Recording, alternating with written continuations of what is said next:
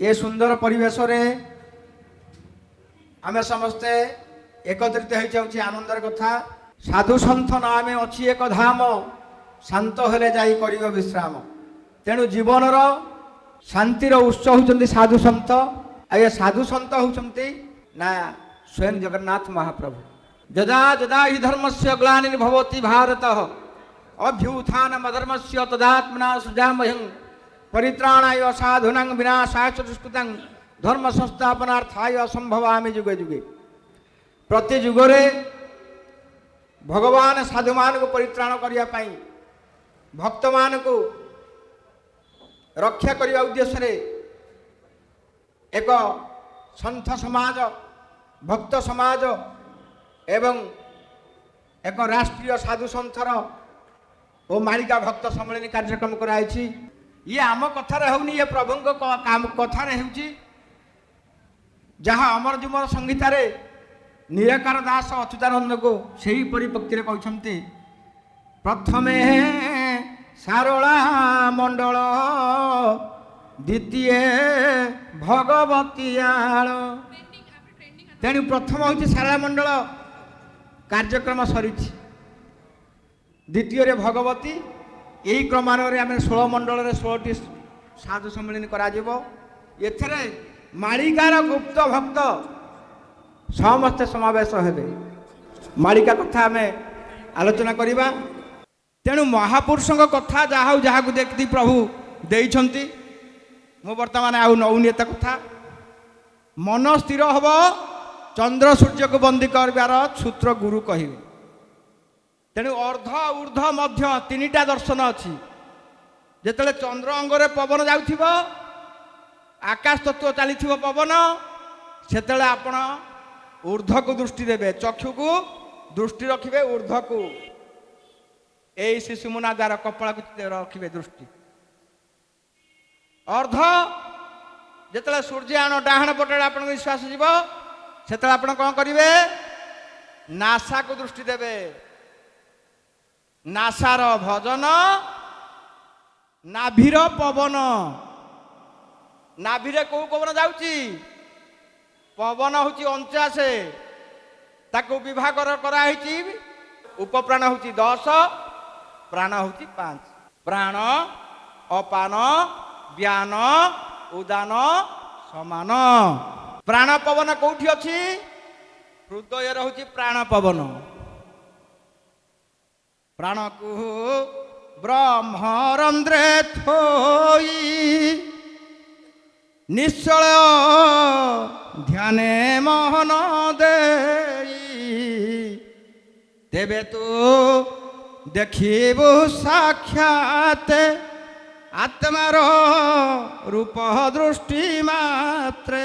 आत्मार रूप केमितिया ज्योति आलोक भलिया चित जगत भितरे मोर गुरुदेव लिखिछन्ति माधव वाणी 3 खंड बही। ये हूँ गुरुघर ज्ञान कथा। प्राण को ब्रह्मरंध्रे थोई निश्चल ध्यान मन दे तेबे तू देखिबु साक्षात आत्मार रूप दृष्टि मात्रे। आत्मार रूप केमितिया ना ज्योति रूप। नासाग्र दृष्टि दब ये हूँ ऊर्ध अर्ध मध्य त्रिदृष्टि तत्व कथा कहुई जहाँ कहुए त्रिकाल दर्शन। सही गो शून्य मंदिरे बास सही गो शून्य मंदिरे बास सही गो ज्योति दर्शने ज्योति दर्शने ज्योति दर्शने दूरित नाश सही गो शून्य मंदिरे बास सही गो।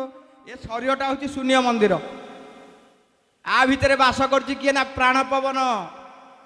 नाभि पवन हूँ समान पवन। नाभि चक्र पवन उठा जाए से जोगर कथा। जम नियम आसन प्रत्याहार ध्यान धारणा समाधि। तेणु यही जोग द्रष्टा थिले खाली महापुरुष मालिका कथा कही ना जोग कथा कहते।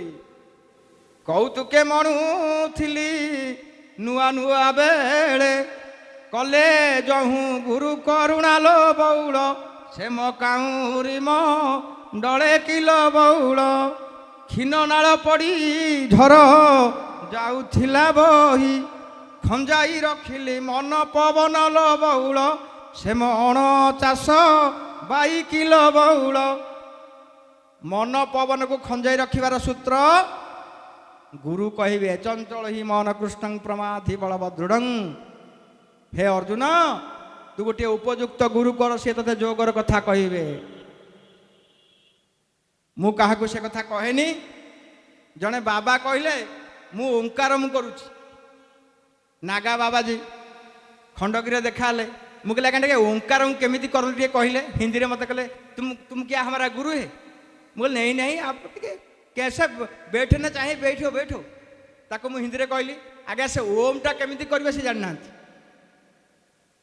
एमती अनेक भंड बुलूंट ओंकार सूत्र जाना ओंकार केमी करा जाए साधारण भाव में करें ओम टा केमी करा जाए ओम ए यू एम इंग्राजी रे ओम लिखिले ए यू एम ए होची ऑटोनोमस यू होची यूनिवर्सल एम होची माइट जोटी अखंड ब्रह्म शक्ति अच्छी से होची ओंकार रूपी जगन्नाथ बोलाम देख बाहर से महापुरुष अच्युत कहले जो जगन्नाथ मूर्ति ही चारी जुगे गुपहत जंत्र मंत्र भेद करिण गुरु कहिबे तत्व भजनीलाचल बासी को एका क्षर प्रमाण जे जेते मार्गेबु झाइले राम नहिबु भ्रम सम नाही जोग केमिति करिवे जोग दर्शन कथा कहिसंती महापुरुष एमिति सिद्ध मंत्र अच्छी आपण जदि 10 लक्ष 2.5 मास भितर 10 लक्ष मंत्र जप करिवे आपणकर अंग सिद्धि हो जीव कहीं गुरु आपण कहीं करिवे शरीर पाई जेमती खाद्यर आवश्यकता अछि मन पाई जेमती शास्त्र आवश्यकता अछि बुद्धि पाई जेमती संस्कार आवश्यकता अछि आत्मार निस्तार पाई गुरुंकर आवश्यकता अछि बोलाम देखबार गुरु कौन करिवे आमर अंतकरण को शुद्धि करिवे गुरुंकर काम अंतकरण शुद्धि श्रीमद् भगवत गीतार सहित कहले तद्विधि प्रणिपातेन परिप्रश्नेन सेवया उपदीक्षन्ति ते ज्ञान ज्ञानिनो तत्वदर्शिन श्रीमद् भगवत गीतार कहते तू गोटे गुरु कर उपयुक्त गुरु कर महापुरुष अच्युतानंद 78टा गीता लिखिछंती आमे ताको जानी पाइलेनी ओडियार पुओ 78 गीता भितरु मूल गीता होची गुरु भक्ति गीता 3 खंड गुरु भक्ति गीता आपण समस्ते गुरु भक्ति गीता पढ़ंतु गुरुवाद उपरे कहले सुंदर कथा आपण माने कहले गुरु मंत्र शक्त जेते मंत्र अछि यदि गुरु मंत्र आपण प्राप्त ही नांती गुरु मंत्र होची सिद्ध मंत्र आमे जे 108 माळी गड़ौचे से 108 माळी जे विष्णु मंत्र जपिब ताको गुरु तुलसी मंत्र तुलसी माळी प्रदान करिवे जे शैव मंत्र जप करिव ताको शिव मंत्र देवे जे शक्ति मंत्र जप करिव ताको पुष्कर माळी प्रदान करिवे एमती अनेक माळीर नमूना अच्छी माळी के संस्कार अच्छी जो 108 रहिला 100टा हूँ इष्ट मंत्र धरतु गुरुदेव आपण को कृष्ण मंत्र देले ओम क्लीं कृष्णाय गोविंदाय गोपीजन्न वल्लभाय नमः कि गोपी दशाक्षर मंत्र देले मंत्र जपर पुरुषचरण विधान ही गुरु जानी गोटे मंत्र आपण जप कले धरतु श्री राम जय जय राम सीताराम मंत्र देले तुलसी माळी जप देले इष्ट मंत्र इष्ट हेले कि मोर इष्ट है मोर राम इष्ट मंत्र है 100 जो 108 माळी रहिला इष्ट मंत्र हूँ 100 आउ जो 8टा रहिला माळी सी हूँ गुरु मंत्र तेणु इष्ट मंत्र सहित गुरु मंत्र जप कले जपटा सफल हम नले किसी फल ना तेणु तत्पुरुषाय विद्महे ब्रह्म रूपाय धीमहि तन्म ब्रह्म प्रचोदयात् ओम तस्य वितुर्वरेण्यं भर्गदेवस्य धीमहि धियो नः प्रचोदयात्। ओम भू ओम भुव ओम स्वः ओम मह ओम जन ओम तप ओम सत्यं ओम आपजति रसामृत ब्रह्म भूर्भुव सोहं हंस। ये हूँ ब्रह्म गायत्री। आउ ब्रह्म एकाक्षर मंत्र ताहा कौनसी वीडियो रे कौनसी ऑडियो रे कहा जाए नहीं। गुरु मंत्र को कानर कर्णर कहा जाए, दुकान रे कहा जाए। दुकान रे आपण कौन पे दुकान दीटा कान जो अच्छी। गुरु मंत्रटा को कर्णर कहा जाए कले कर्ण त्याग्नि भूतत्व गुण पुरुष पुराण नित्य जुग्म मंत्र। गुरु कर्णर से मंत्र कहिबे। से मंत्रर विधि होची गुरु बतैबे। जो मंत्र आपण जप करिवे यदि गोटिए मंत्र आपण लक्ष्य जप कले तार 1000 मंत्र तर्पण क्रिया करिवे। तार 100 मंत्र द्रद्राक्ष करिवे। तार 1000 मंत्र अग्नि संस्कार हवन करिवे, आहुति करिवे। जेतिकी मंत्र हला 1000 लोक को खाया को देवे। ताहले मंत्र सिद्धि हब, मंत्र पुरुष चरण हब। ए मंत्र पुरुष चरण क्रिया को मात्र गुरु जानी छंती। एकस्मि गुरु पदाभुज भूत्वः देव दुर्लभं परिमार्गदिभ्यो प्रशांत मन तथैव गुण नमो नमस्ते गुरु कृपा बिंदं। गुरु कृपा ही केवलम। ए गुरु तत्व को जानी थिले किए? जय हे अच्युत जय हे अनंत जय जय बलराम। जय हे अच्युत जय हे अनंत जय जय बलराम।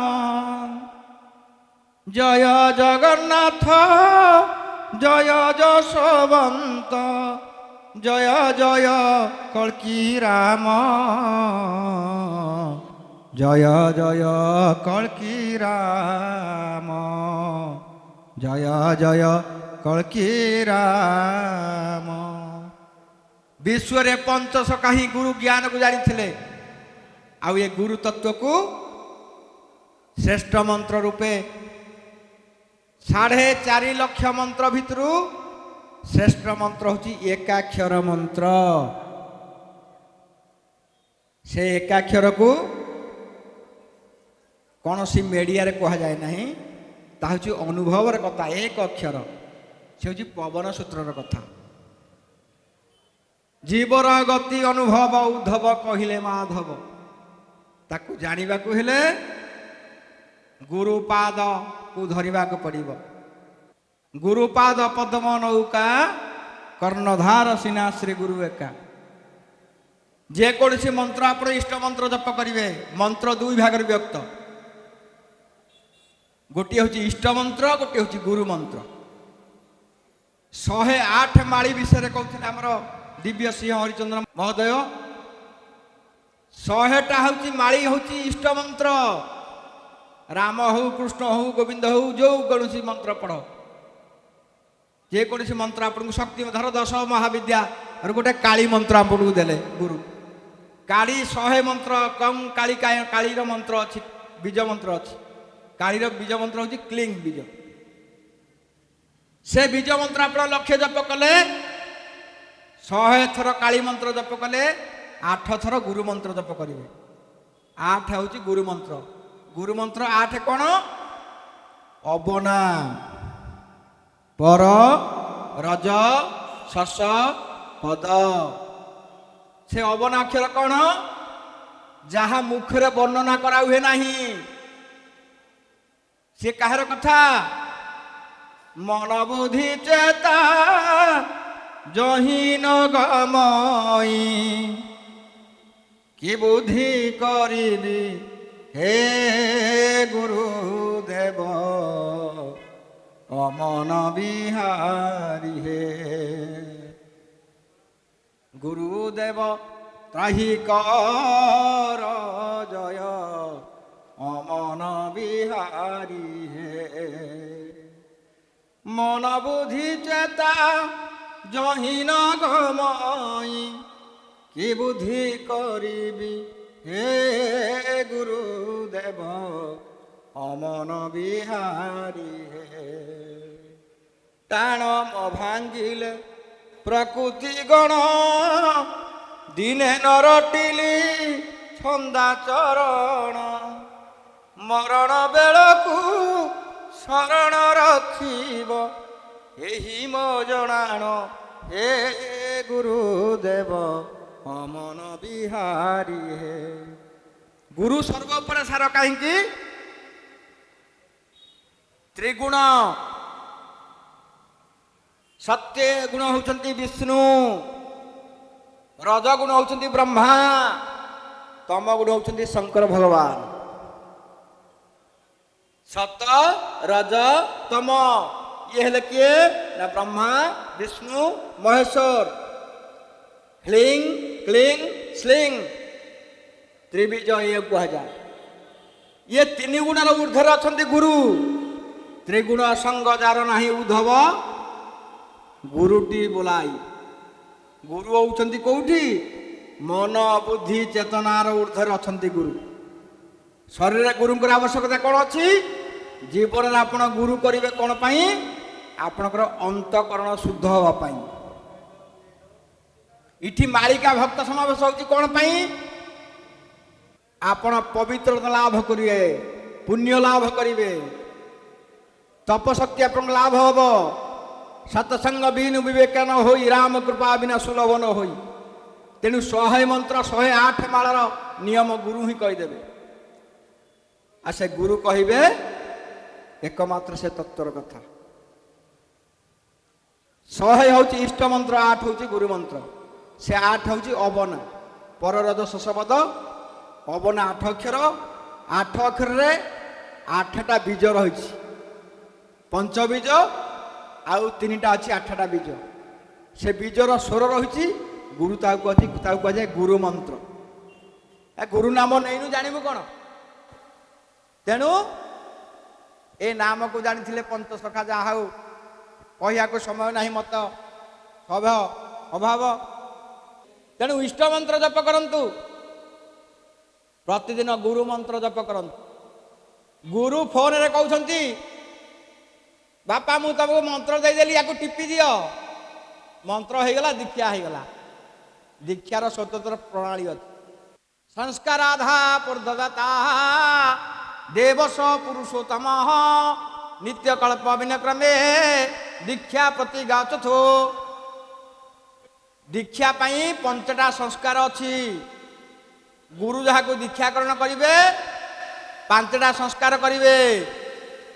ପ୍ରଥମ ହେଉଛି ଅଗ୍ନି ସଂସ୍କାର, ନାମ ସଂସ୍କାର, ଚୂଡ଼ା ସଂସ୍କାର, ବାଲ୍ୟ ସଂସ୍କାର, ପିଣ୍ଡ ସଂସ୍କାର। ଏ 5ଟାରେ ବିଧାନ ଅଛି। ଆଉ ମୁଁ ଫୋନରେ କହିଦେବି ମନ୍ତ୍ର ନେଇଛ ହେଇଗଲା, ଦୀକ୍ଷା ହେଇଗଲା। ଯିଏ ଆପଯୁକ୍ତ ଗୁରୁ ସିଏ କେବେ ହେଲେ ଦୀକ୍ଷା ଦେବା ପାଇଁ ଅପେକ୍ଷା କରିବ? କାହାକୁ ଅପେକ୍ଷା କରି ଶିଖ, ହଠାତ୍ ଦିଅନ୍ତିନି। କାହିଁକିନା ଗୁରୁ ଯିଏ ମନ୍ତ୍ର ଦବ ସେ 10,000 ପାପ ନବ। ଶିଷ୍ୟ ଅଙ୍ଗରୁ ଗୁରୁକୁ ଯିଏ ଆସିବ 10,000 ପାପ ବୋଲାନ ଦେଖବାର। ତେଣୁ ଗୁରୁ ପଦବାଚ୍ୟ ଛୋଟିଆ କଥା ନୁହଁ। ତେଣୁ ଏ ଗୁରୁ ବର୍ତ୍ତମାନ ବିଶ୍ୱର ଗୁରୁ ହେବାକୁ ଯାଉଛି ଜଗନ୍ନାଥ ମହାପ୍ରଭୁଙ୍କର ବାନା। ପଞ୍ଚସଖା ଦର୍ଶନରେ ଯେଉଁମାନେ ଅଛନ୍ତି ସେଇମାନେ ଏକମାତ୍ର ମୋର ଘଣ୍ଟରେ ରହିବେ। ମହାପୁରୁଷ କଥା କହିଛନ୍ତି, ମୁଁ ଆଉ ନଉନି। 8 ପଦ୍ମ ଗଣିତା ଭକ୍ତ ଭଗବତୀ ମା କରିବେ। ସୁଧର୍ମା ସଭାର ସଭାପତି ହେବେ ମା ବିରଜା। ପ୍ରଥମେ ସାରଳା ମଣ୍ଡଳ, ଦ୍ୱିତୀୟ ଭଗବତୀ ଆଳ। ଏ ଭଗବତୀରେ କାହିଁକି ଏଠି ଆଳ କରାହେଇଛି? ମାର କାମ ହେଉଛି ଭକ୍ତମାନଙ୍କୁ ଗଣିବ। ଦ୍ୱାରରେ ଜଗି ଗୋଟି ଗୋଟି କରି ଛାଡ଼ିବ ସେ ଭିତରକୁ। ନହେଲେ ତୁମେ ଯାଇପାରିବ ନାହିଁ ସୁଧର୍ମା ମହାସଂଘ ଭିତରକୁ। ସୁଧର୍ମା ମହାସଭାରେ କେବଳ ଦେବତାମାନେ ଅଛନ୍ତି, ସେଇ ଜାଗାରେ କାର୍ଯ୍ୟକ୍ରମ ହବ। ତେଣୁ ଏ ଯୋଉ ମାଳିକା ଭକ୍ତ ସମାବେଶ ହଉଛି, ଇଏ ଆମର କଥା ନୁହେଁ, ଇଏ ମହାପ୍ରଭୁଙ୍କର କଥା। ବୋଲ ଆନନ୍ଦ କବାର। ତେଣୁ ଗୁରୁ କୃପା ହିଁ କେବଳଂ। ଗୁରୁ ଶିଷ୍ୟକୁ ସେହି ମନ୍ତ୍ର ଦେଇଥାନ୍ତି, ସଂସ୍କାର ଶିଖେଇଥାନ୍ତି। ଆମର ପ୍ରଥମେ ସଂସ୍କାର ରହିବା ଦରକାର।